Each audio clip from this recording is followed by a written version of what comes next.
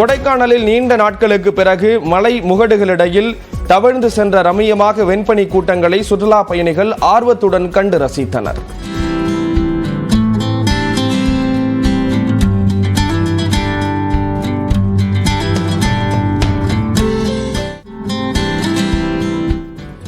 கொடைக்கானல் மலை பகுதியில் காலை முதல் சாரல் மழை பெய்தது. அந்த மழை நின்ற பின்னர் மாலை வேளையில் நீண்ட நாட்களுக்கு பிறகு வானம் நீல நிறத்தில் காட்சியளித்தது.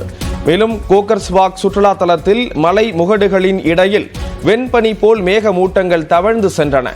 கடல் அலைகள் போல இருந்த இந்த ரம்மியமான காட்சிகளை சுற்றுலா பயணிகள் கண்டு ரசித்ததுடன் புகைப்படம் எடுத்து மகிழ்ந்தனர்.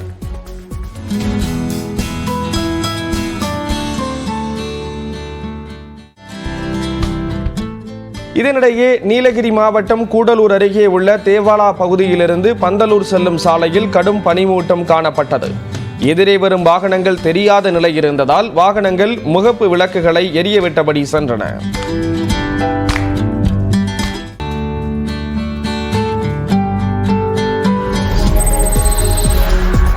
மேற்கு தொடர்ச்சி மலைப்பகுதியில் பெய்து வரும் தொடர் கனமழையால் குற்றால அருவிகளில் வெள்ளப்பெருக்கு ஏற்பட்டு சுற்றுலா பயணிகள் குளிக்க தடை விதிக்கப்பட்டுள்ளது.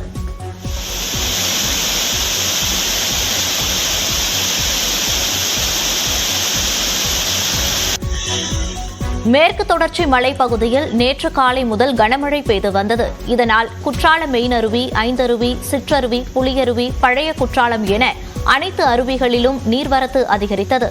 இதையடுத்து பாதுகாப்பு கருதி அருவிகளில் குளிக்க தடை விதிக்கப்பட்டது. இதனால் சுற்றுலா பயணிகள் மிகுந்த ஏமாற்றம் அடைந்த போதிலும் அருவியின் முன்பு நின்று புகைப்படம் எடுத்துக் கொண்டனர்.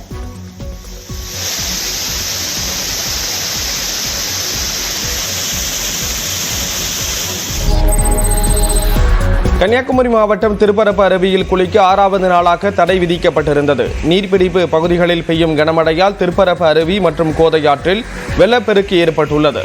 இதன் காரணமாக அருவியின் நுழைவு வாயில் பூட்டப்பட்டுள்ளது. இதனால் அருவிக்கு வரும் சுற்றுலா பயணிகள் குளிக்க முடியாத போதிலும் ஆர்ப்பரித்து கொட்டும் தண்ணீரை ரசிப்பதுடன் புகைப்படம் மற்றும் செல்ஃபி எடுத்துக் கொள்கின்றனர்.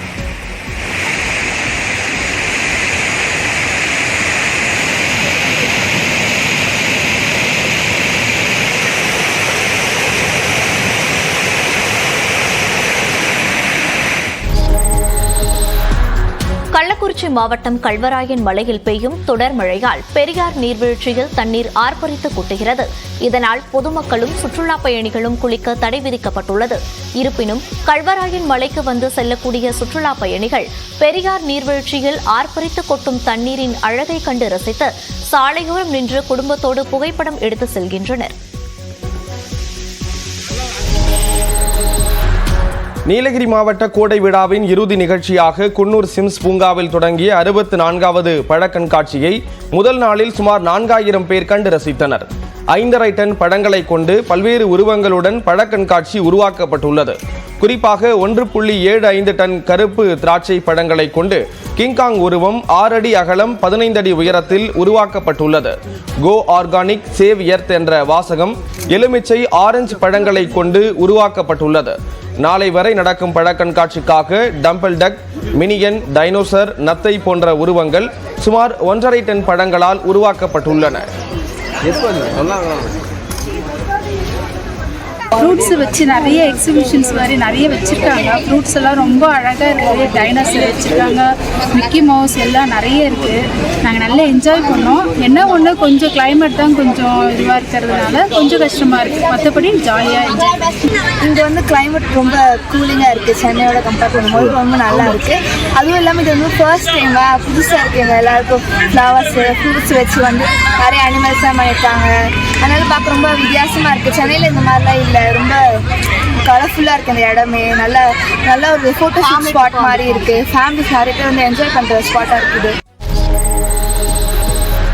வைகாசி விசாகம் மற்றும் பௌர்ணமியை ஒட்டி திருச்செந்தூர் சுப்பிரமணிய சாமி கோயிலில் 2 நாட்களில் 3 லட்சத்துக்கும் மேற்பட்ட பக்தர்கள் சாமி தரிசனம் செய்தனர். வைகாசி மாத விசாக நட்சத்திரத்தன்று முருகனை வணங்கினால் ஆண்டு முழுவதும் வழிபட்ட பலன் கிடைக்கும் என்று நம்பப்படுவதால் லட்சக்கணக்கானோர் குவிந்தனர். கோயில் கடற்கரையில் பக்தர்கள் திரண்டு நிலவை வழிபட்டனர். 3 லட்சத்துக்கும் அதிகமானோர் வழிபட்டதாக கோயில் நிர்வாகத்தினர் தெரிவித்திருக்கக்கூடிய நிலையில் போதிய வசதிகளை கோயில் நிர்வாகம் செய்து தரவில்லை என்று பக்தர்கள் குற்றம் சாட்டியிருக்கிறார்கள். கோயிலில் எந்த அரேஞ்ச்மெண்ட்டும் கிடையாது. நாங்கள் 2 மணிக்கு நின்று காலையில் 11 மணிக்கு தான் சாமி பார்த்தோம். உள்ளுக்குள்ளேயே யாரையுமே விடல. ஒரு அரேஞ்ச்மெண்ட் கிடையாது. அடைச்சி வச்சது அப்படியே அடைச்சி வச்சுட்டாங்க. ஒரு நிர்வாகம் இப்படி பண்ணால் எப்படி கோயிலுக்கு வருவாங்க? புதுக்கோட்டை மாவட்டம் ஆவுடையார் கோயில் அருகே பெருமருதூர் கிராமத்தில் பால தண்டாயுதபாணி கோயில் வைகாசி விழாவை ஒட்டி கொட்டும் மடையில் மாட்டு வண்டி பந்தயம் நடத்தப்பட்டது. காலையில் பெரிய மாடு, தேன்சிட்டு, கரிச்சான் மாடு என 3 பிரிவுகளாகவும், மாலையில் நடுமாடு, பூஞ்சிட்டு என 2 பிரிவுகளாகவும் போட்டி நடத்தப்பட்டது. நேற்று மாலையில் நடந்த போட்டியில் 50க்கும் மேற்பட்ட ஜோடி மாடுகளின் உரிமையாளர்கள் பங்கேற்றனர். 4 கால் பாய்ச்சலில் மாடுகள் சீறி பாய்ந்தது பார்வையாளர்களை வெகுவாக ரசிக்க வைத்தது. போட்டிகளில் முதல் 3 இடங்களை பிடித்த காளைகளின் உரிமையாளர்களுக்கு 4,19,000 ரூபாய் ரொக்கமும் கோப்பைகளும் வழங்கப்பட்டன.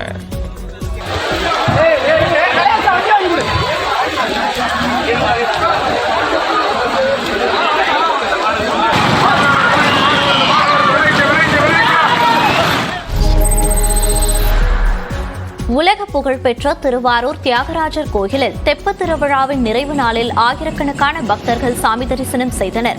கோயிலில் உள்ள கமலாலய குளத்தில் நடத்தப்படும் தெப்பத் திருவிழா கடந்த 23ஆம் தேதி தொடங்கப்பட்டது. 3 நாட்கள் நடத்தப்பட்ட தெப்பத் திருவிழாவின் இறுதி நாளில் கல்யாண சுந்தரேஸ்வரர் புறப்பாடு நடந்தது. பின்னர் நடந்த தெப்பம் வலம் வரும் நிகழ்ச்சியில் ஒரு முறைக்கு 750 பேர் வீதம் 3 முறை தெப்பம் சுற்றி வந்தது. இந்த விழாவில் குளத்தின் 4 கரைகளிலும் காத்திருந்த ஆயிரக்கணக்கான பக்தர்கள் பங்கேற்று வழிபாடு நடத்தினர்.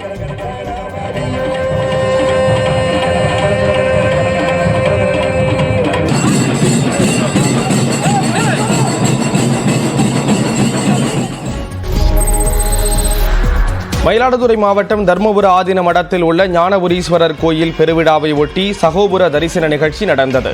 வெள்ளி, ரிஷப மற்றும் மயில் வாகனங்களில் பஞ்சமூர்த்திகள் சகோபுர தரிசன காட்சியும் அதைத் தொடர்ந்து மகா தீபாராதனையும் நடைபெற்றது. இதனைத் தொடர்ந்து மின் ஒளியில் அலங்கரிக்கப்பட்ட ஓலை சப்பரத்துக்கு தீபாராதனையும் நடந்தது. பின்னர் தர்மபுரம் ஆதீனம் வடம் பிடித்து சகோபுர தரிசன காட்சியை தொடங்கி வைத்தார்.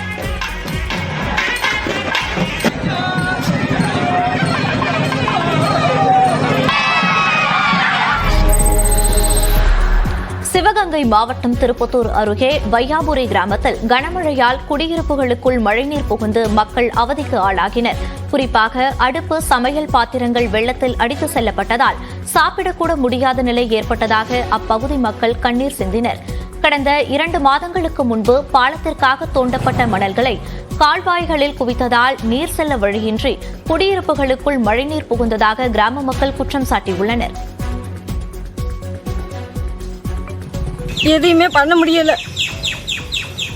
நைட்டுக்குனால சாப்பிடக்கூட வழி இல்லை. இந்த பாலம் தோண்டினா இந்த தூர்வார் பண்ணனால தான் சார் எங்கள் வீட்டுக்கு தண்ணி அடித்தது. இந்த ஐவேக்கார ரோடு கான்ட்ராக்ட் யார் எடுத்தாலும் அவங்க தான் இதுக்கு எங்களுக்கு நஷ்டீடு கொடுக்கணும். அதை நைட்டு 10-11 மணி இருந்து பிள்ளை ஊட்டியெல்லாம் ரோட்டில் தான் வச்சுருந்தோம். ஒன்றுமே பண்ண முடியலை. மும்பிட்ட அளவுக்கு தண்ணி போது இடுப்பு அளவுக்கு எதுவுமே செய்ய முடியல. இங்கிட்ட அடைச்சி கிடக்கு, இங்கிட்ட அடைச்சி கிடக்கு. எப்படி போகும்? அலாமலை மாதிரி அடைச்சி போட்டு வச்சுருக்கா. எப்படி தண்ணி போகும்? எதை பார்த்து சுத்தம் பண்ணி கொடுங்க, என்னத்தை பண்ணுங்க. சிவகங்கை மாவட்டம் காரைக்குடி அருகே ஆத்தங்குடியில் உள்ள சாய்பாபா கோயிலில் நடிகர் செந்தில் வழிபாடு நடத்தினார். இதில் தனியார் தொலைக்காட்சி தொடரில் நடிக்கும் நடிகர், நடிகைகள் உட்பட 100கணக்கானோர் கலந்து கொண்டனர். பின்னர் செய்தியாளர்களை சந்தித்த அவர் தனக்கு திருப்பதி, ஏழுமலையானும் முனீஸ்வரரும் ஒன்றுதான் என்று கூறினார்.